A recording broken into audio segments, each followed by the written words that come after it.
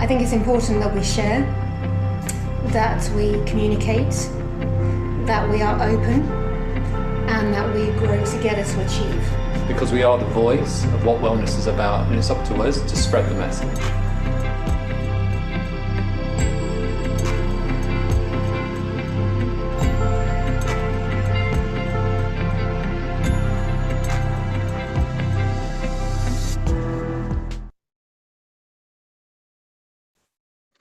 Hello, everyone, and thank you so very much for joining us on day 3 of the World Spa and Wellness online conference, brought to you by the joint efforts of the 4 teams of professional beauty in the UK, Dubai, GCC, South Africa, and India.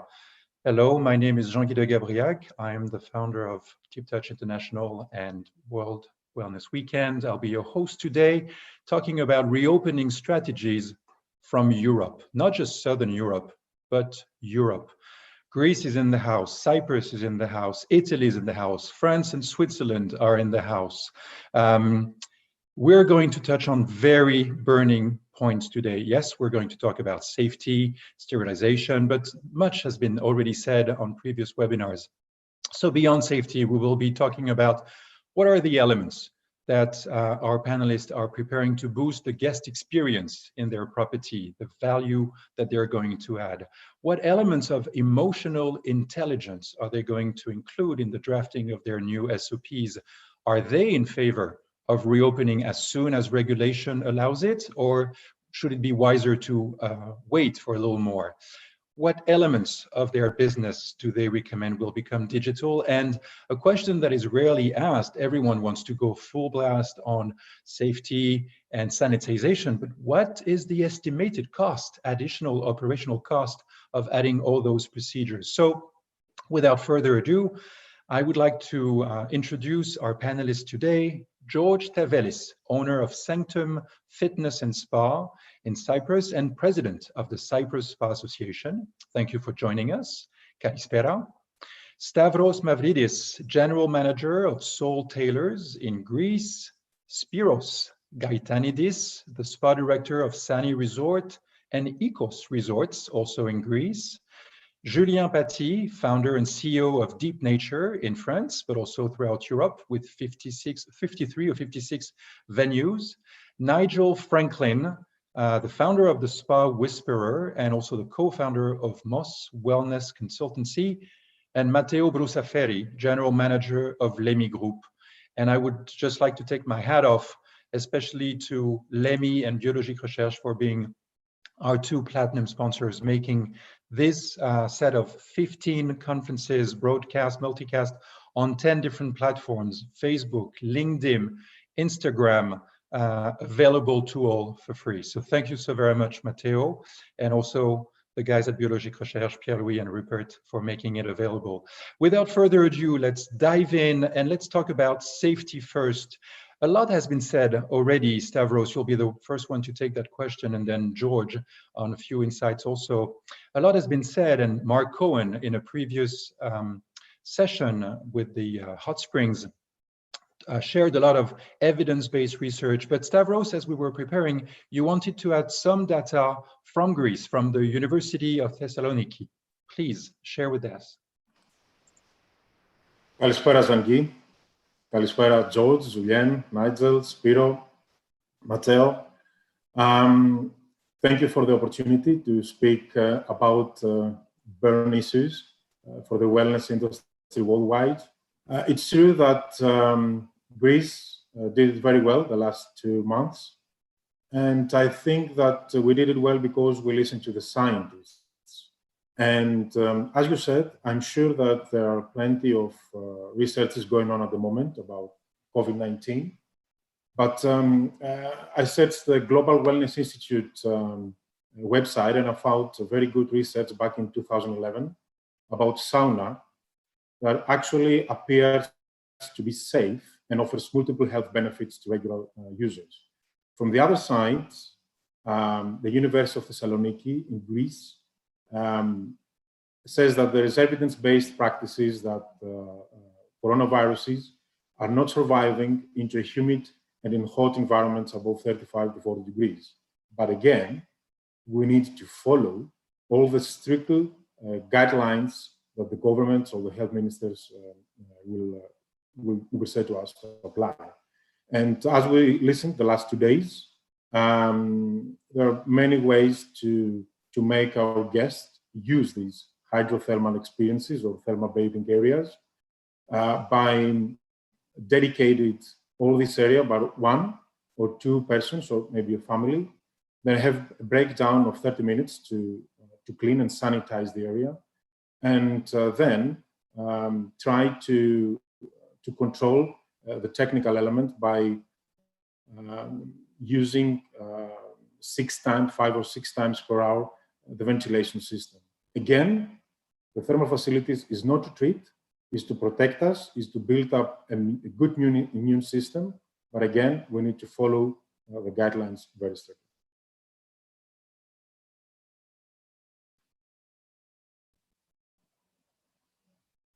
Thank you, Stavros. George, it's not going to be very practical to refresh the air of saunas and hammam 6 times per day, because the whole point is to save energy. And once you switch them on in the day, you should have optimal heat throughout the day. So that's A, that's not going to be very practical. And B, you wanted to touch on a special regulation in Cyprus regarding swimming pools. What is it?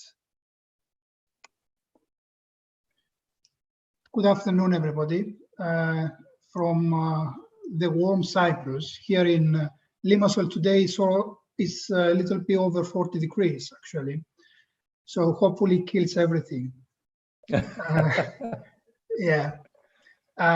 We got the green light from the government 15 days ago, actually, that we are going to open on the 21st the spas and the hair salons, actually the day spas, which they are under the guidelines of the beauty salons. And we can also do massages and all kind of treatments. We will open on the 21st, so it's been a lot of, we have done a lot of things during this week. It's been a difficult week in order to prepare everybody to open.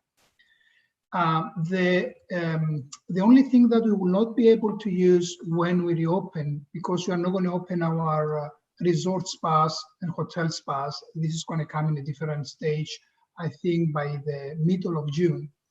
At this stage, we're not going to be able to use our changing rooms. So by not using the changing rooms, we will not be able, it's a restriction for us to use the sauna, the heat rooms, and the swimming pool, because we cannot have clients coming into our area without using the changing rooms and entering the saunas and the swimming pools.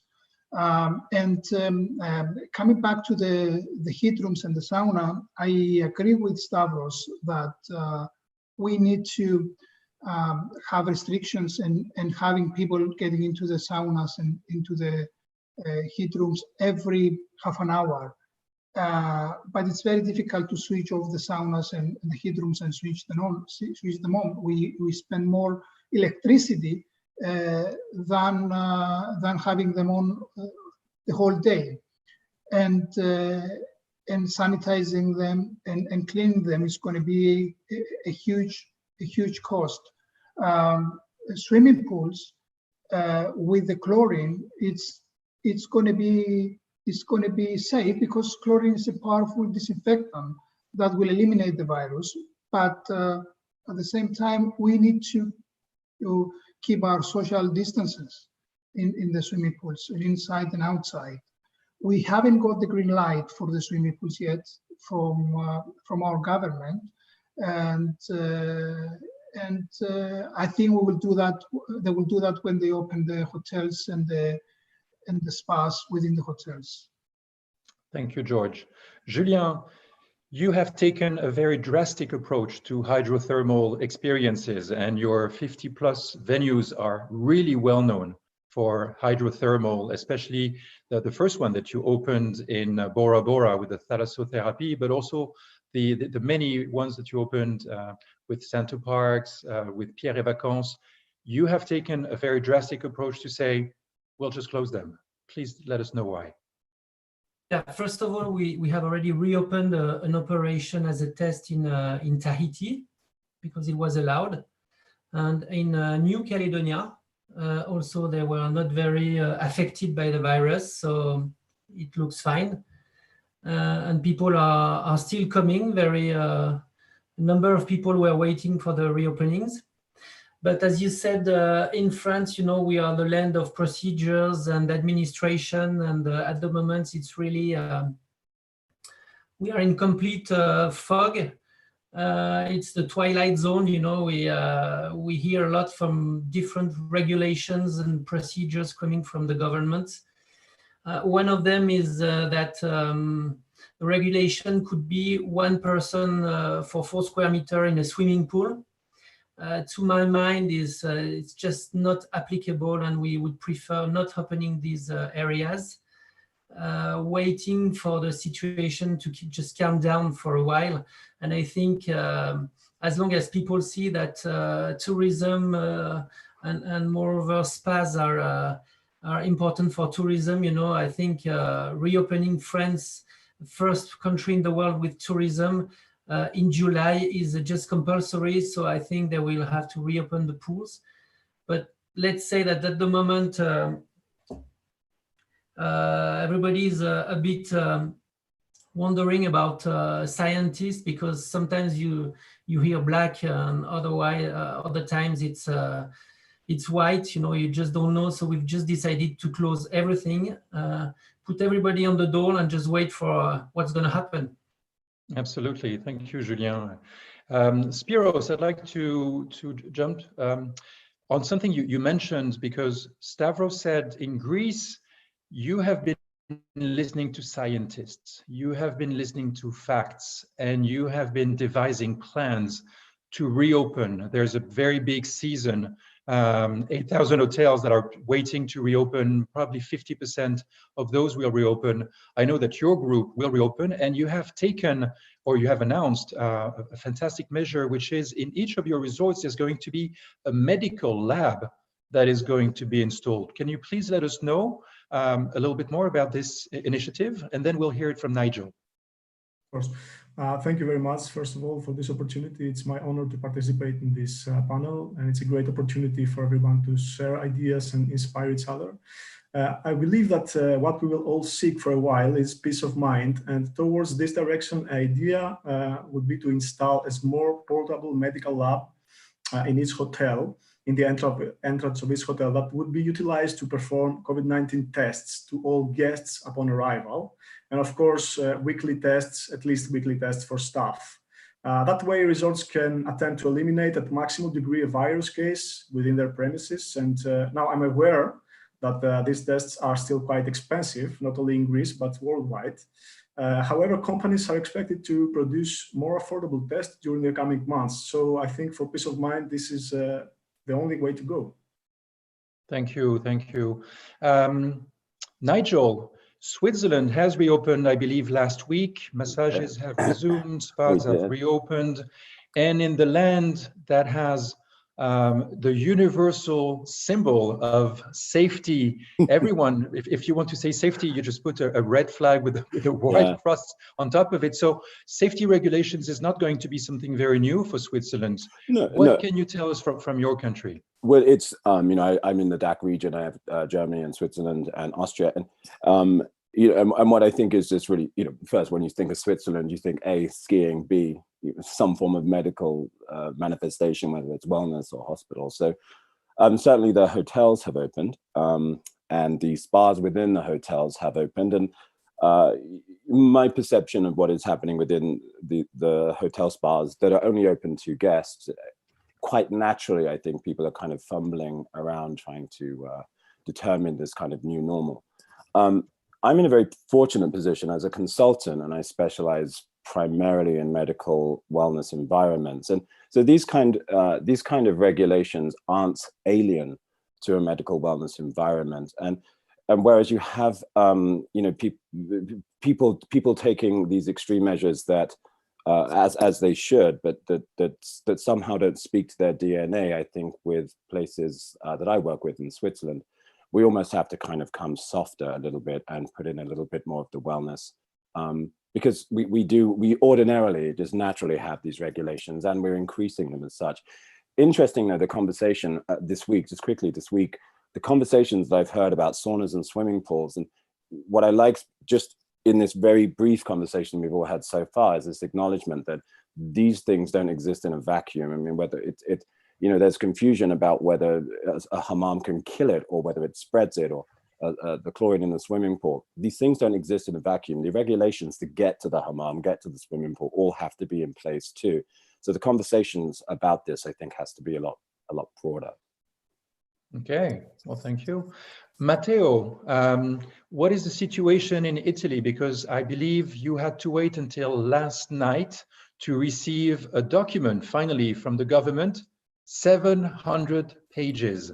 So what are the main takeaways from these 700 pages? Of course, you read it back in France, I imagine. So hi, Jean-Guy, and good afternoon, everybody. So, well, as you know, Italy has been one of the first countries hit by this this pandemic, and I mean, right in the center of it. I mean, Cremona, which is probably the most heated city after Milan. We now, after 73 days, we had the first day with no death for COVID-19, which is a good sign. Numbers are getting better and better. Spas have been closed 2 months ago. They're still closed, but they're going to reopen starting from next week. And they're saying they're going to reopen region by region. So based on the number of the virus, of the spreading of the virus, they're going to reopen. So probably my region and Piemonte will be the last two regions to reopen. So I think it's going to be by the end of May, beginning of June. We have a list now of all the procedures they need to do, what they think they need to do to keep everybody safe. So, of course, wearing masks, taking measurement of the temperature, sanitize the treatment room, half an hour between one treatment and another. Where possible, they need to change the whole, need like open windows or refresh the air inside the treatment room. They need to use as much as disposable covers and products as possible. If it's not possible, all the sheets and linens need to be washed with a minimum of 60 degrees. And then we have another, like lots of other rules that we have to put in place to reopen safely. Yesterday night, as you were saying, we received, actually the government went out with these 700 pages, but they're more, let's say, related to the economical help that Italy is going to give to companies and people. There is some interesting point that can help spas as well. We are still waiting some clarification because, as you know, 700 pages written in this kind of political language, which is not so easy to understand at the beginning, especially when it comes from our government and from Italy. I think the situation is very similar to France. So lots of fog, and we need to manage and to understand a bit more of what's happening in the next week. Okay, thank you. I just posted on the chat box to all of you listening, that we will take questions in about 30 minutes. So please use the chat box to write your comments. And in the past sessions, the chat box was extremely active, with people posting links, information, resources to SOPs, to guidelines of ISPA or others. By the way, the ISPA guidelines for the reopening toolkit has been downloaded over 70,000 times in just 1 week. So please make sure, and I'll post the link later on, lots of other regulations. And if you are listening to this session on your phone or on your computer because you're connected to Instagram or Facebook or LinkedIn, know that if you want to join, all you have to do is go to the Facebook page of Professional Beauty, whether in the UK, Dubai, GCC, South Africa, or India. You will find links to connect, to register. It's completely free, and then you'll be able to access the Zoom room where we all are, about 160 of us right now, and you'll be able to voice out your questions. Quick question to go forward, because it has been asked a lot. I don't want to dwell too much on it because I really would like to focus with all of you guys who are entrepreneurs, founders, general managers, consultants. I want to dive into the economics of the situation. But very quickly, just 1 minute answer. Spiros, what is your views on body massage with or without gloves? And then we'll hear it from Georges and Julien. Well, 1 minute. According to the Disease Control Center, the COVID-19 virus is a respiratory disease, so there is no real evidence that the virus can be spread by perspiration. It is known that by the whole World Health Organization, but that the coronavirus spreads primarily from person to person due to small droplets from the nose or the mouth. So these droplets can drop on the surfaces, on the massage tables, on the benches, on the tables, on the trays.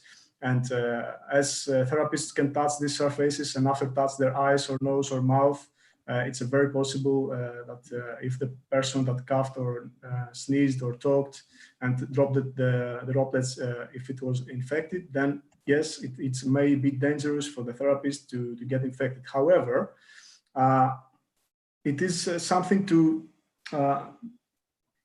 decide by the company, because it's very important that the therapists keep their safety, but at the same time, the convenience of guests should be of top priority. So the suggestion is that everybody should be washing their hands regularly with soap and water and clean with alcohol-based hand rub.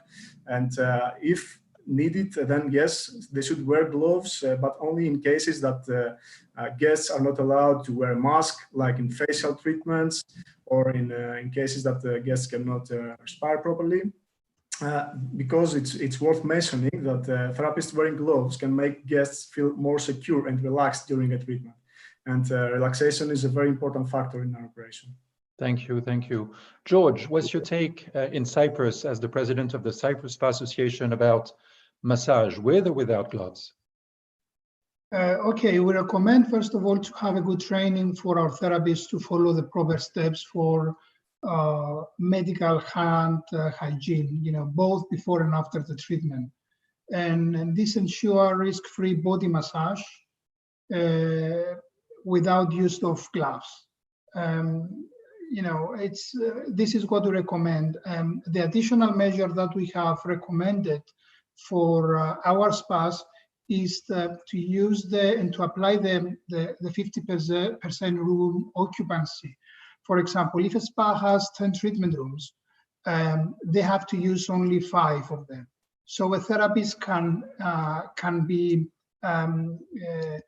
assigned for 2 treatment rooms at the same when they have a treatment during the day. So if they are doing a treatment in treatment room 1, they finish with their client, they have to move to the second treatment room for the following client. So the cleaner can go in, sanitize the place, open the window, and the room will be ready for the therapist to move on after the treatment to the first treatment room. So this will make the guest and the therapist to feel more safe entering in a room, instead of watching the client coming out of one treatment room and the next one will go in. Thank you, George. Thank you. Julien, what's your take in France and in your deep nature spas? There is no evidence that it's better with the gloves, because scientists in France, some say that it's good, and some others say that gloves are concentrating maybe the virus or whatever. So we don't want any fight on this, because we have 53 operations in different countries. So we're just prepared to use the gloves when the customers want the gloves. Of course, it's not, for me, it's not satisfying, because of course, it's a spa is a matter of contact. So it's not very satisfying, but we will use the gloves if required by the customers or the staff, because there might be also an issue with the staff, but we believe that washing hands might be sufficient, because it's one thing that is still very possible. And of course, we have equipped everybody with the sanitizers and all stuff required. Agreed. Thank you, Julien. To make a long story and conversation very short about massage, I believe, and it's a very good point that Viara Tosheva mentioned a few weeks ago during the Professional Beauty Virtual Week. She said, you should consider your guests not as men, women, old, young, but as high, medium, or low risk concerning COVID. High risk will be the people who maybe have lost someone. We see statistics, hundreds of thousands, soon 300,000 people dead from COVID or other related comorbidity. So people have lost, or people have contracted the virus and recovered. These are the high risk level guests that you will receive, and they will want super protections. They will want to see your staff washing hands twice or 3 times just to be sure. Can you wash again? The medium, you know, they are concerned, but they kind of trust you. And most of the properties that we have received, they're very legit. They have very strict regulations on that they are monitoring, that they are documenting. So there's a lot going on. And then there's the low risk who are kind of easygoing. They are your regular guests. They know your staff. They know the procedures you have. So it's good. And I could see in the chat box, Kerensa Langitan from Mauritius Lux Properties saying they, you know, her teams will give the choice to guests to whether you want a massage with gloves or not. And there are different types of gloves.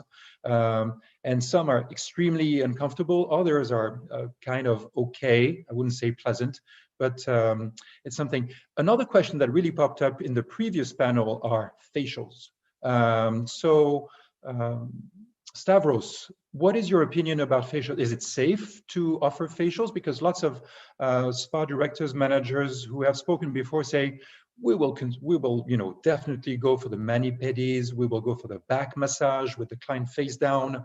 If the client is face up, and this is a question that we received from Iowana, will the client wear a mask? And Janet Tombako in the previous panel from Jari Jari Spa in Malaysia and president of the Malaysian Spa Association said she will give a protection kit to every single guest, a fresh one, anyone entering. What is your take on facials? And then we'll hear from Matteo. Can you unmute yourself? Yes, of course. I listened to the panel before us, and our friend Sami brought this in conversation. And I strong believe that, you know, wellness centers and spas are spaces where the trust between the guest and the therapist is on a high level. So I think that if all the measures were taken before the guest taking the plane and come to Greece or to Cyprus or to Italy, then I think that the therapists, the hotel, will take all the appropriate measures to provide the right treatments to the guest. Of course, we all have to adapt, redesign our menus, redesign our SOPs, and I believe that with all the measures and all the equipment that we have in our hands, I'm sure that we'll minimize 100% to conduct the COVID-19 during a treatment. And I believe that, yes, to wear a glove is not a solution. I think that the touch needs to be there. And concerning facials, I think that there are a lot of products and procedures that we can make a safe treatment for all of us. Agreed, Stavros. And as we can see from the chat box, very active. People are saying no gloves. But, you know, it's also good to respect the level of anxiety of the guest and say, well, you know, it is an option. It's there. And in previous panels, a lot of attendees also have mentioned that they will go for modalities like shiatsu, Thai massage, with giving fresh, clean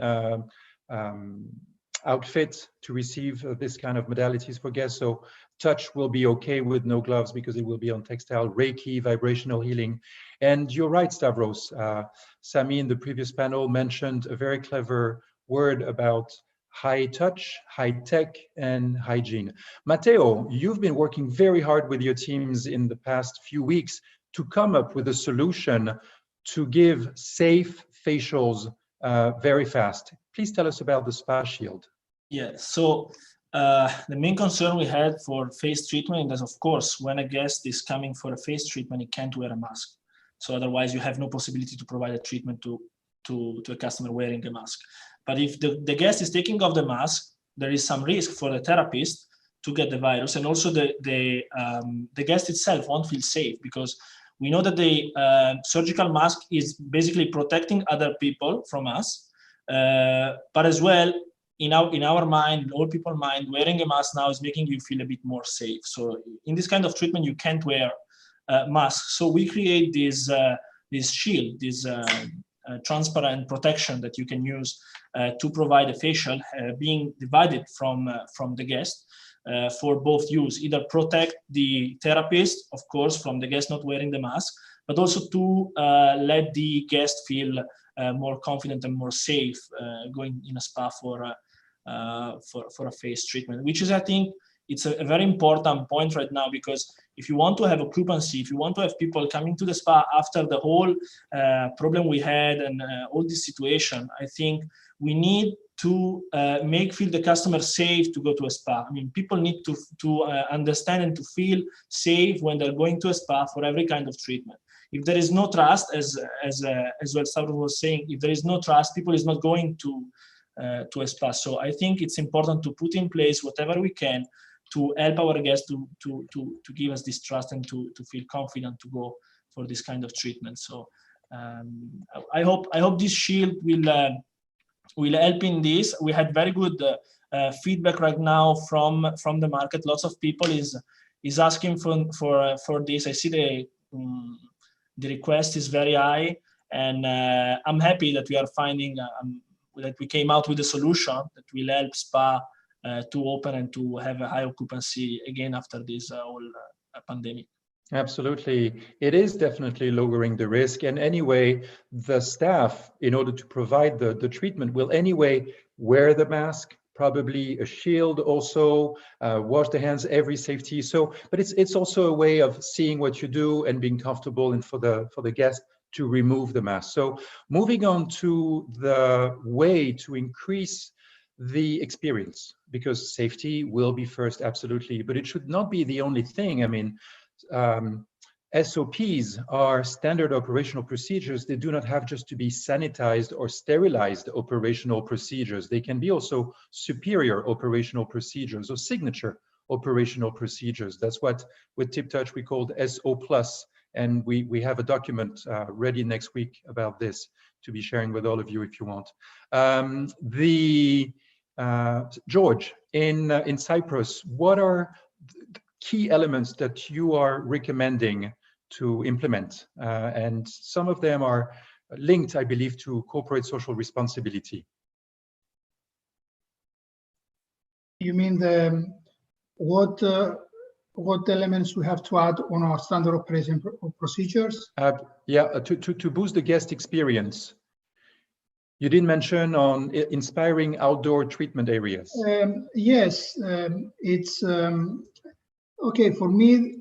At this moment, at this period, the reopening period, I cannot say that there is a wow factor that we can do for our clients, but the boosting effect that we can have is connecting with our clients, listening to our clients, attending their needs, and empathize with them.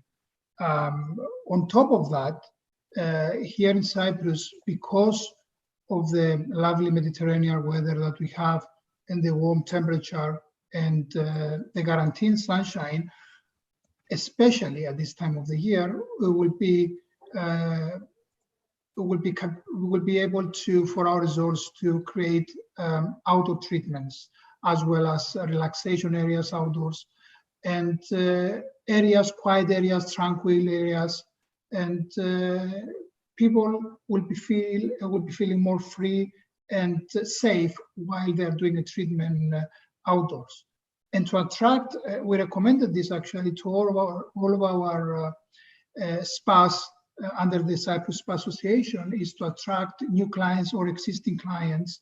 They should offer free outdoor group meditation classes, some stress management programs on a daily basis, And by utilizing the outdoor environment, I think it's something that will make our clients, especially the clients that they come from abroad, to feel more safe.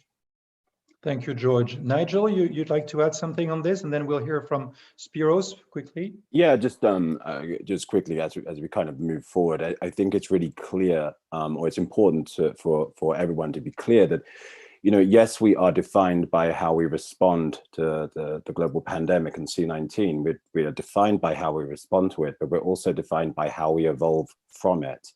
And I think to George's points, certainly, that it is very important that we don't swap the language of C-19 with the language of wellness. You know, our DNA remains the same. We are just navigating through different waters right now. One of the things I, as a consultant, would like to implement, for example, extended consultation times. And the reason for this, you know, the one thing we have now that this as a unified planet is that we have all gone through this experience together. And our job as therapists, as spa directors, operators, is to manage people's anxiety. And that is part of our new kind of wellness identity. So I think things like extending the consultation time gives me as a therapist and you as a guest the opportunity for us to share this kind of bizarre experience that we have gone through. And within that time, you know, there is the management of anxiety, and that is where we kind of redefine this new idea of wellness. So I think, you know, rather than come like with two guns blazing, I mean, and have these kind of big knee-jerk responses. I mean, there are the governmental mandates and regulations, but it really is important. Our eye is on the ball of wellness and how we can leverage these very strict regulations, but still not lose our Absolutely, DNA. Nigel. And in a minute, just after Spiros talking about spirulina, just like Edward Wong, the president of the Singapore Spa and Wellness Association, mentioned adding as a value added element hot pack with herbs to really boost the immune system. Spiros is going to speak about spirulina. And just after that, you're right, Nigel, it's important to add emotional intelligence in SOPs, and Stavros will definitely touch on this. Spiros, your mic is on. Please let us know about the elements you're adding in your signature treatments. Well, actually, spirulina is proven to enhance the rate of production of red and white blood cells, induce the production of the antibodies, activate T cells, and in general, boost the immune system at all. So, well, one of the wow factors is creating signature tailor-made treatments, which will emphasize on boosting immune system. It's more than necessary these days. So, well, first of all, I believe that cosmetic brands are a valuable ally in this effort. And they should be in close cooperation with the spa managers and be able to create some unique distress treatments and skin distress treatment mostly. In Sunny and Ecos, we are lucky to have Ansemone as an exclusive brand. And they have been with us closely since day one. And we've been already creating a series of treatments aiming to boost the immune system, and the main ingredient in these treatments is spirulina.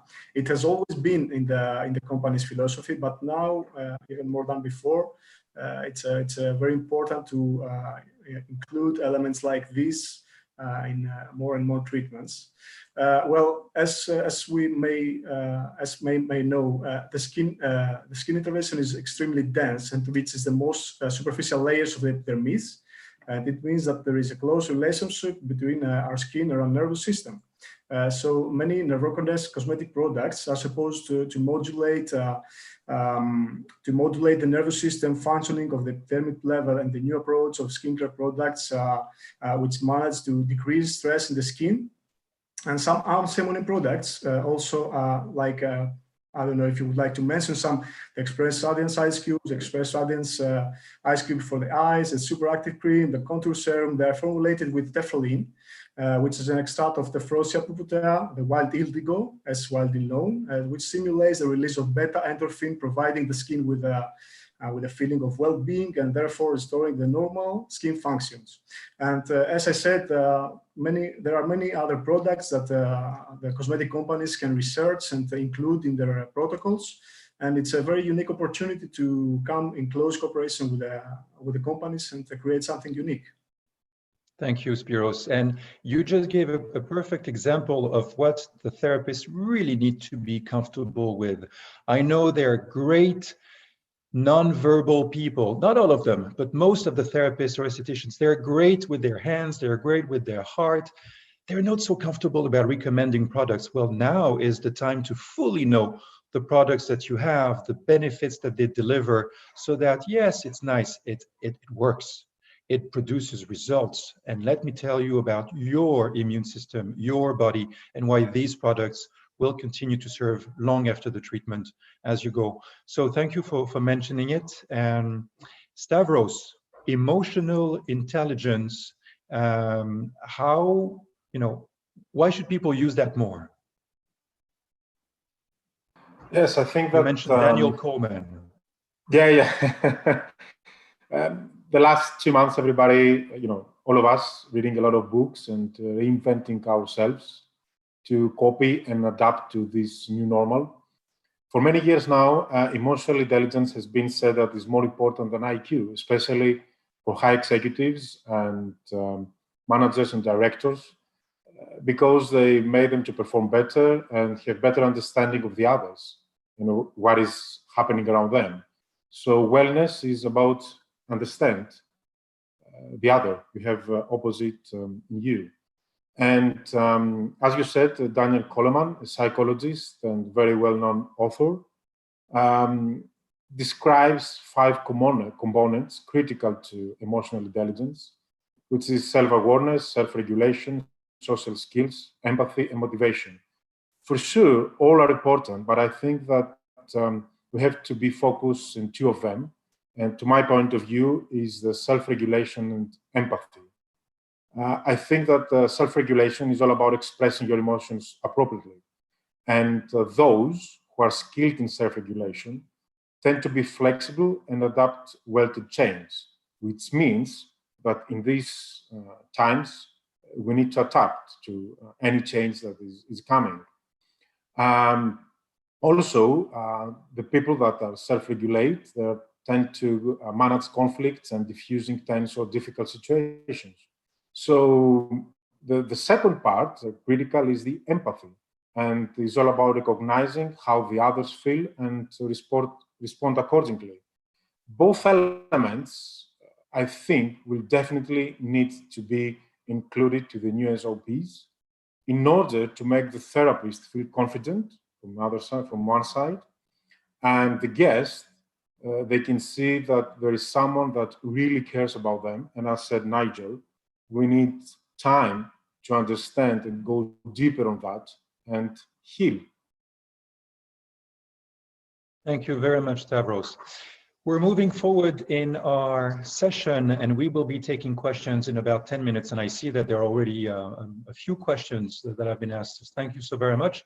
If some of you are joining us now on Instagram or Facebook or LinkedIn, please make sure to register so that you can join the Zoom room in which we are. There's an increasing number of people joining us so that you can also ask your questions. Julien, you're next. Let's evaluate, please, the cost of additional operational safety and sanitation measures. We're talking about providing a kit with maybe a sanitizer. I mean, some operators are thinking of giving directly to their guests when they arrive a kit with a mask, with a small sanitizer bottle. Your therapist will need to wear PPE. There will need to be a 20 to 30 minute turnover. What is the cost that you estimate for that? And then we'll hear from George and from Stavros. Yes, thank you. We have already made procurements to restart our operations, and we know that estimation is between 2 to 3 euro per customer for a sanitizer, facial mask, for instance. but also for staff, you know, equipping all the staff every day, changing the gear every day is about €7 per staff. It might not mean that it's a lot of money, but as far as we are concerned, we have 500 staff in all our operation, and it means that it's over €1 million per year, so it's big money. And talking about the lead time in between the treatments, to me it looks impossible, because that would mean say a lead time of 30 minutes in between the treatments is something like €300 per day lost in treatments. And with the with the minimum, the percentage of occupancy that is forecasted now, which is roughly 50%, it looks for us, because we have many operations, it looks difficult. We'd rather in our company wait for the situation to calm down, for people to calm down, for people to be reassured, in order to start probably in July with better figures.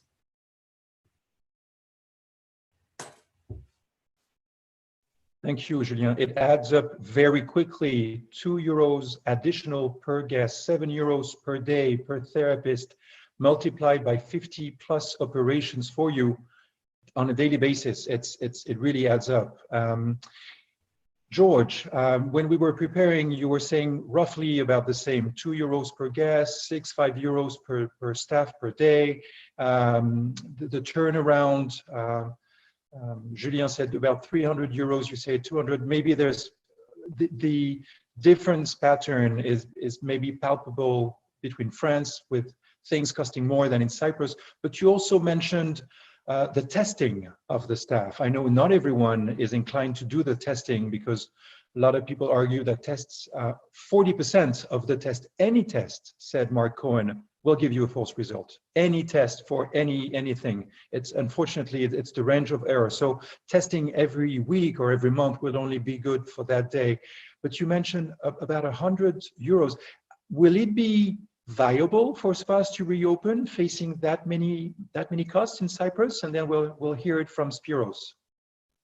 It's not going to be easy for us to reopen with all of these costs. It's not only these costs that we are taking at the moment regarding the staff. We have to do some other expenses and renovation within our properties, in order to in some of the treatment rooms that we didn't have windows, have to open windows now, and a lot of costs that are piling up. But as Stavros mentioned at the beginning, Greece and Cyprus are doing very well with the cases at the moment. In Cyprus, every day we announce 2 to 3, between 2 to 4, and in Limassol, where we live, in a population of around 300,000 people, we had around 98 cases. So by testing our staff before we open, and regularly every 15 days, we are dropping the percentages of something will happen within our properties coming from our staff, and that will give to our clients that they will be visiting us more reassurance that everything will be fine when they come to do treatments here in our properties. Thank you. Yeah, thank you. Spiros, is it viable to reopen? And then we'll hear it from Stavros. 1 minute each, and then we move on, and very soon we'll be taking questions, because there's lots of them coming. Mm-hmm.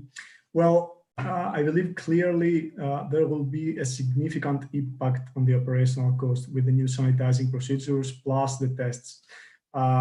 We in Sunny Nikos Resorts, we are still in the process of finalizing our SOPs. So we have not yet decided if we are going to operate our spas on their full potential, meaning operating with the hammams, saunas, changing rooms, waiting areas, or maintain a minimal operation style where the guests use their cabins to change clothes and have a shower inside, and then check out directly.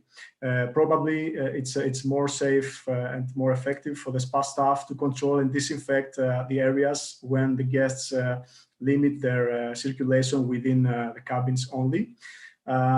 But each of those options implies a different impact on the operational cost. However, there are some fixed factors, such as the purchase of sanitizing equipment or the performing of regular tests, which is quite costly, as I mentioned before. And given that the hotels will probably operate with a maximum occupancy of 50%, and we will have to reduce the occupancy of the treatment cabins due to sanitizing procedures and gaps between treatments, I believe that at the end of the day, the commercial margin of the spas is expected to drop by 5 to 10%. It's a rough estimation and needs to be defined with clarity as soon as the new way of operation is finalized, but I think it's going to be severe. Thank you, Spiros. I'm going to ask a 30-second question to almost all of you because the questions keep piling up. And we have one from Sibyl Hoffman saying, do you think the price of therapies will cost more? Of course, she says that in regard to the medical testing before entering the spa and having less therapy rooms in operations. But Stavros, what's your take on this? Will you increase prices, or will you increase the value, the perceived value with add-ons? 30 seconds. Yeah, this is a question that the last 2 days, all people around the world try to answer. My point of view is we don't have to raise prices. We need to add value services. And I know that we're facing financial problems and will the next months, but we're all here gathering to guide people how to reopen safely and operate under strict guidelines.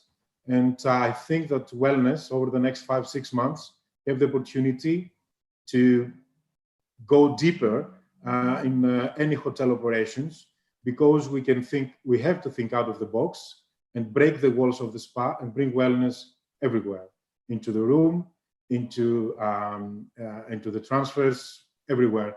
I think that there is an opportunity, despite the fact that a lot of hotels in Greece will not open. Some said that 1 out of 3 hotels will not open, around 3,000 hotels out of 10,000.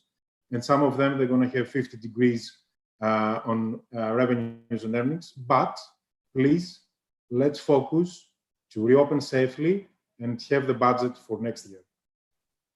Thank you. Nigel, same question. Do you recommend to your clients to keep prices up, or? No, I think increasing prices is a temporary palliative. You know, it's a very temporary solution and not terribly sustainable. The same with Stavros. You know, I would recommend to my clients, especially the wellness centers, a clinic la prairie, for example, that would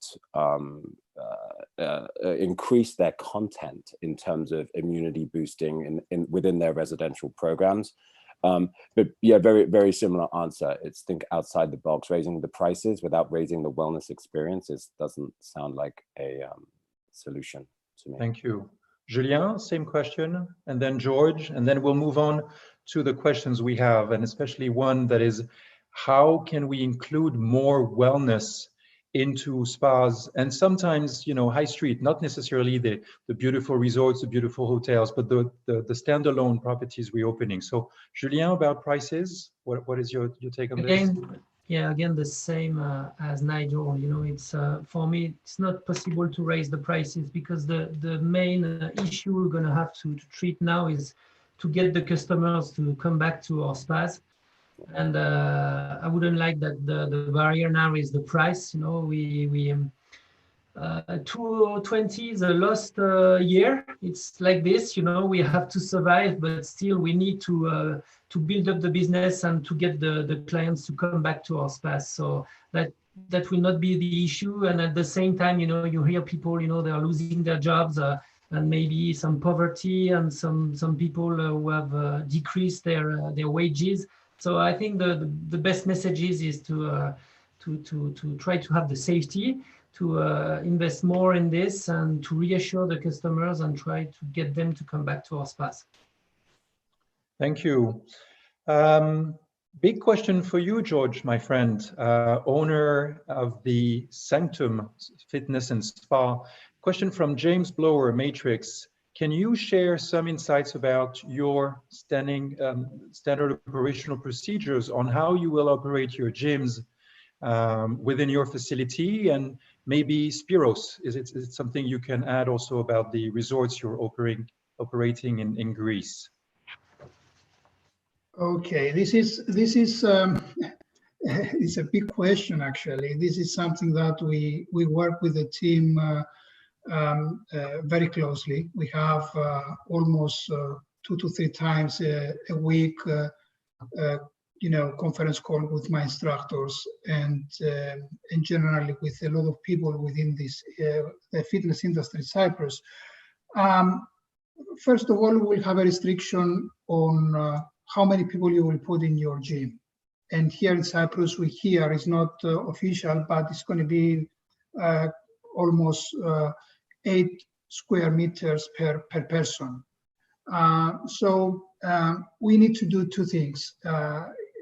First of all, we need to have our clients coming into our fitness centers with appointments. We need to have at least 1.5 hour appointment and booking spaces for clients to come and exercise. This is what we're going to do for Sanctum, starting from 6:45 in the morning, finishing at 10 o'clock in the evening. So every 1.5 hour, people will finish at an hour. They will leave. We sanitize everything for half an hour, and then the next group will come.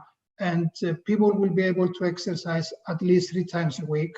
If we have space, we can accept people to exercise more than 3 times a week because we're working during the weekends as well. We will have at the first 2 weeks some restrictions for the changing rooms, and we have to face that. We'll see if people will come, exercise, and leave.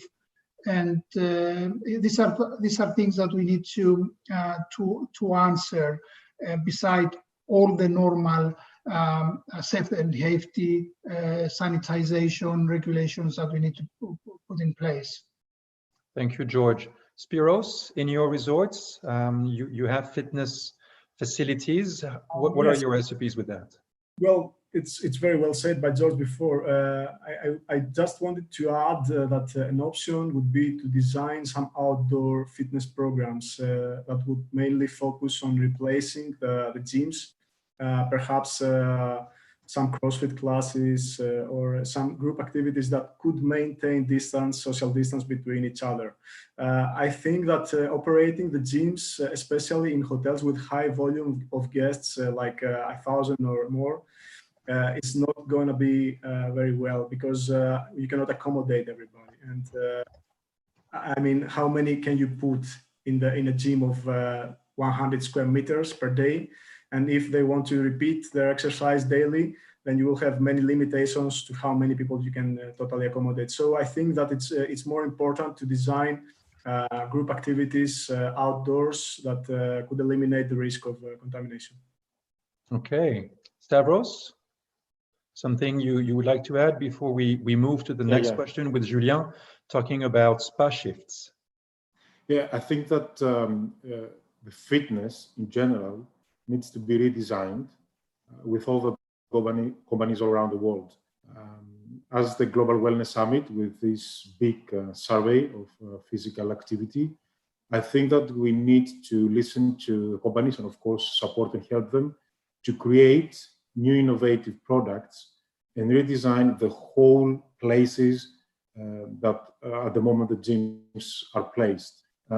Because we're often going into the gym and most of the hours are empty.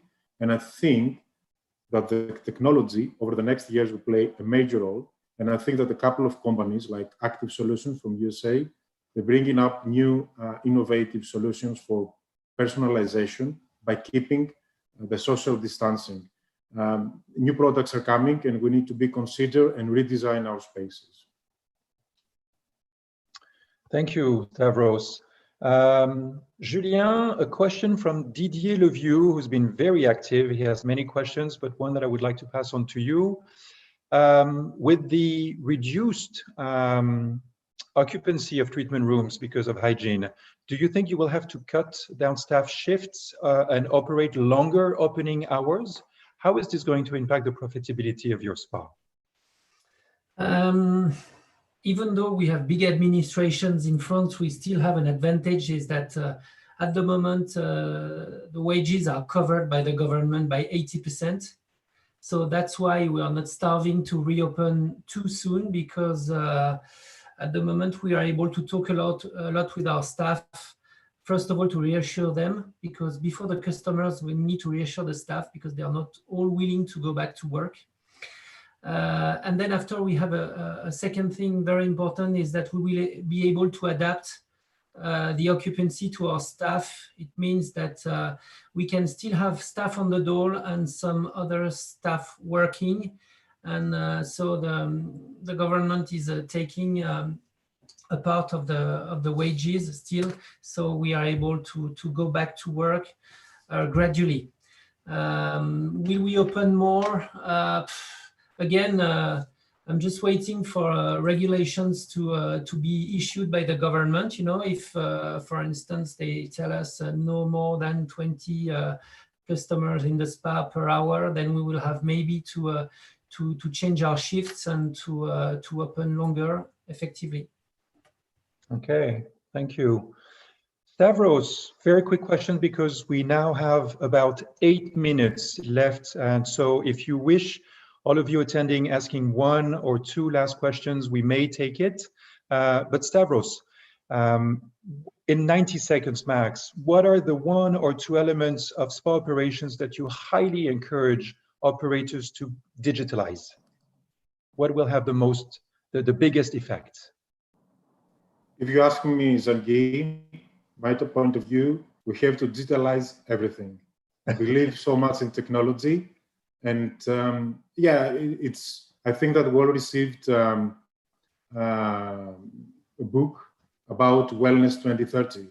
At the moment, the Silicon Valley is working on very high-end, or as I can say, programs that will be released over the next years about unlocking happiness and all these things. But before going to there, I think that as we work in our company, I think that the consultation form, the online booking, for sure needs to go digital 100%. We are all get used the last years to book air tickets, taxi, to have our food through our mobile devices online. And I think that now it's time to bring that to the wellness industry. And in our company, the R&D department in Eurotel developed an online booking application along with an online registration form, because I think that until now, the consultation forms were filled upon the arrival of the guest in the spa reception. The therapist didn't have so much time to review it and propose the right treatment, the right product, and any contraindications. I think that now the online registration form will give the opportunity to the hotel, to the spa, to the therapist, to the managers, to the directors, to gather data, of course, under the GDPR guidelines and rules, of course, and personalize the whole experience. And after that, I think that with the online booking, add-on treatments, the dynamic pricing and the dynamic availability will be part of it, and will give the chance to the spas and the hotels to manage in the new normal the occupancy and the offers concerning pricing, therapists, and everything they want. So technology is in our hands. And as Jeremy McCarthy said, it's not that it's bad, the thing is that it's too good. So thank you. And how we manage it, absolutely. Spiros, just one comment, 20, 30 seconds. What would be the one thing on top of what Stavros has said that you would digitalize in your operations? And then George and Nigel, same question. Well, I agree with Stavros. We should digitalize almost every aspect of the spa operation, and probably data mining would be the one that would be the most effective. as it would be able to dramatically improve the customer relationship management and at the same time ensure maximum personal data protection. But there are some fields of the spa operation that I believe that we cannot rely on technology to perform, and the human factor needs to be there, such as the follow-up, the upselling procedures. All these things needs adjustment, human behavior in order to understand the human needs and offer what is necessary to the client and retain them. Absolutely. I think this is the difference between a simple spa goer and a core spa goer, because the core spa goer mostly goes there for the people and not for the technology. Thank you, thank you. George, 20 seconds. What would be the one thing you're going to do about digitalization? I know usually you don't play to play, you play to win. What are you pushing your team to digitalize first that hasn't been said by Stavros or Spiros? How does Cyprus top Greece on this? Well, I agree with both that we need to digitalize everything, but the communication for me is very important. Communication with your clients, and during this very difficult period that we were closed for 2 months, our application, the mobile application that we have created, helped us a lot to communicate with our clients. And it was via the app, our clients can directly contact their spa therapists, their fitness instructor, personal trainers, to ask questions, get advices, to discuss about the exercise program. And they also had a different exercise programs with their personal trainers. And there were spa clients that they were also buying products that they were missing for a long time when we close, and we can do this through this application and order them and deliver them to their home. So it helped us a lot. Communicating and through an application, for me, it's very important, and we will all need this. Thank you. Nigel, your take on this? What do you recommend to your clients? I agree with everybody, actually. In essence, also using app services for communication, that kind of thing. And but I do agree that with wellness, there is also a need for human touch. I remember, 12 months ago, we were having discussions on deskless front desk receptions, and how we take away the barriers, and now we're having a discussion on how we put them back up again, plus. But the communication using app services, agree with George with talking to fitness experts, your therapists. I just, we just have to be mindful, obviously for the guests, but there is a thing that drives therapists to therapy, and if we digitalize that, then we turn their very beautiful drive into kind of a robotic existence. We have to first protect not only the therapists, but also their passion for therapy. And how do we digitalize that? And I don't think we can digitalize that, but we just have to buffer everything else around it. Thank you. Matteo, lots of questions coming up about wellness. What is the place for wellness in this post-COVID situation, and not just for beautiful resorts, beautiful hotels far away, for any salon or any spa with just a few treatment rooms? How can wellness play a bigger role? Well, I'm sure that after all the situation, when the pandemic will be, let's say, over or minimized, lots of people is coming out with lots of stress and needs to recover, it would be in need of wellness. So I'm pretty sure that the demand for wellness, for spas and for gym after all the situation will be very, very high. So I'm sure that we'll come out stronger from all this situation. I want to thank as well the Professional Beauty Group for all these amazing webinars they're putting together, and I want to underline that it is important for all of us to take care of the people who's working with us, or our employees and so on, not only from a prevention point of view, but from a wellness point of view. So we suggested with your help, Jean-Guy, we created a video explaining how therapists can do some stretching before and after the treatment. In our company, we are promoting wellness in different levels with internal gym, with classes. So we are working more and more to bring wellness to all our employees, and I think is a good way to help them to go out after this difficult situation. Thank you. Stavros, you wanted to mention something also about September. Yes, as proud ambassador of World Wellness Weekend, and thank you, Zagi, for that, the last 2 years. I think that the result of all this situation is that we have to make wellness for all, and we have to make it more inclusive. And there are a lot of panels said about creativity, and I think that we need to bring it forward. And I think that we have 3 months ahead for all of us to prepare some activities that will bring this wellness for all up front.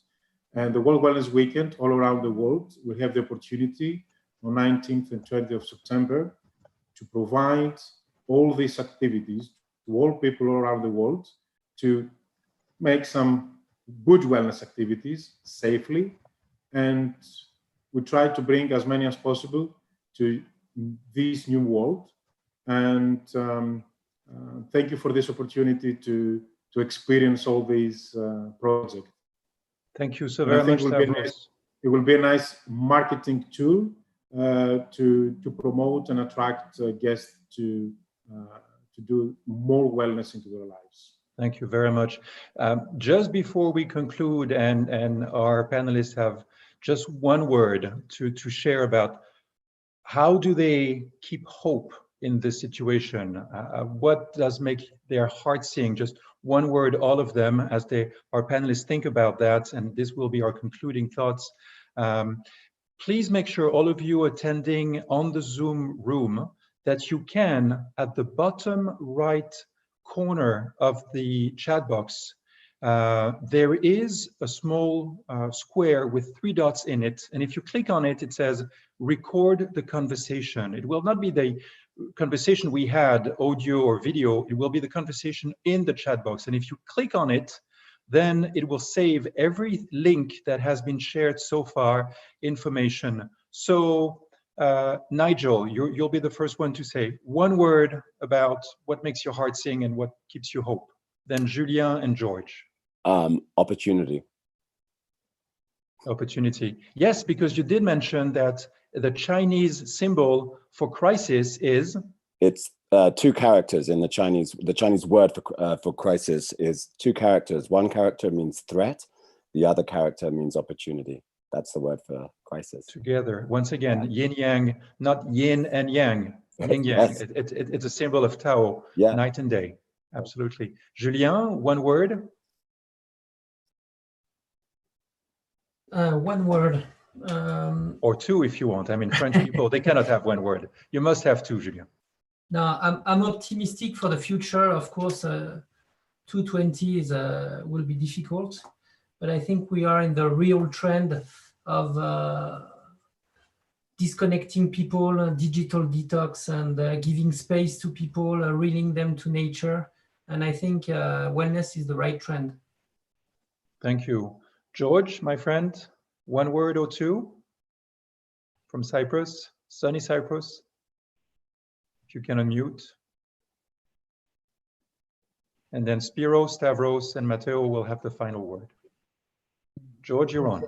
For me, it's very important of listening. Listening for me is it's everything about wellness. If you are not able to listen to the people that they're coming back to us with changing their lifestyle, especially at this moment that they are being locked in their homes and they have so many concerns. We need to empathize. We need to listen to people in order to give them what they need, to give them something to take back home with them.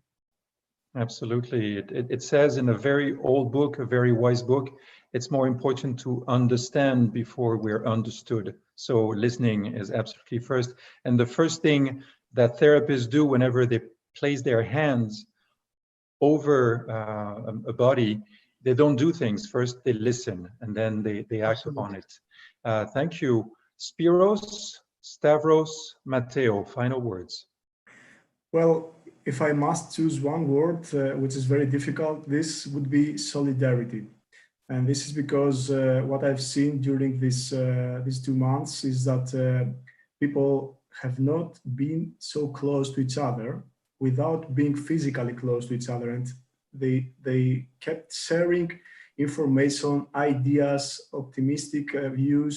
And this is something that really blew me out, because this is the hope of humanity, just being there for each other. Thank you, Spiros. Stavros, my friend.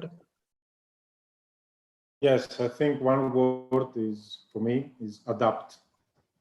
And as one of very famous people, Stephen Hawking, said once, is intelligence is the ability to adapt to change. So I think that humanity, all these thousands of years, adapted, and at the end, we prevail and go forward. So many things to come. So stay creative, stay healthy. And I think that through adaptation, we'll go to the next chapter. Thank you. Matteo, last words. So I would say together. I think together, as everybody is saying now, together we are stronger, but also together as a team, nobody can beat us. I think nothing can beat us. So I think if we all play together and if we all stay together, of course, we're keeping the distance now because we have to, we'll come out stronger from all this situation and have a better future for all of us, for wellness and so on. Thank you. Heartfelt gratitude to all of you, Matteo, Nigel, Julien, George, Stavros, Spiros, and all of you who have chosen to spend the last 80 minutes of your life with us, listening to insights, best practices. Especially thank you, Emma, in the background, Managing Director of Professional Beauty GCC, Andy, Chloe, all of you, because Matteo said together we are stronger, and this is definitely a motto of Professional Beauty. So thank you, Professional Beauty, for combining the efforts of 4 teams in UK, GCC, South Africa, India.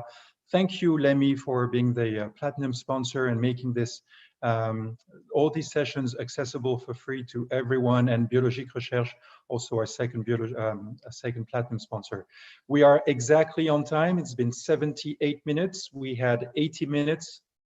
Thank you so much. There's one more session starting in about 40 minutes with the United Nations Global Sustainability Index Institute, a fabulous doctor from Australia, Manuela Boyle, also Gareth Presch from the World Health Innovation Summit.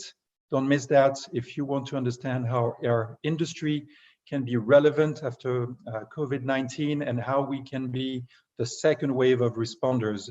Owing so much to the healthcare practitioners, doctors, and nurses, we can be also the standing ovation that we have been waiting for to boost immune systems and to make this world well again. Thank you so much. Thank you, Jean-Guy. Thank you. Thank you very much. Thank you. Thank you very much. Thank you. Bye, Thank you all. guys. Thank you. Bye. Bye. Bye-bye.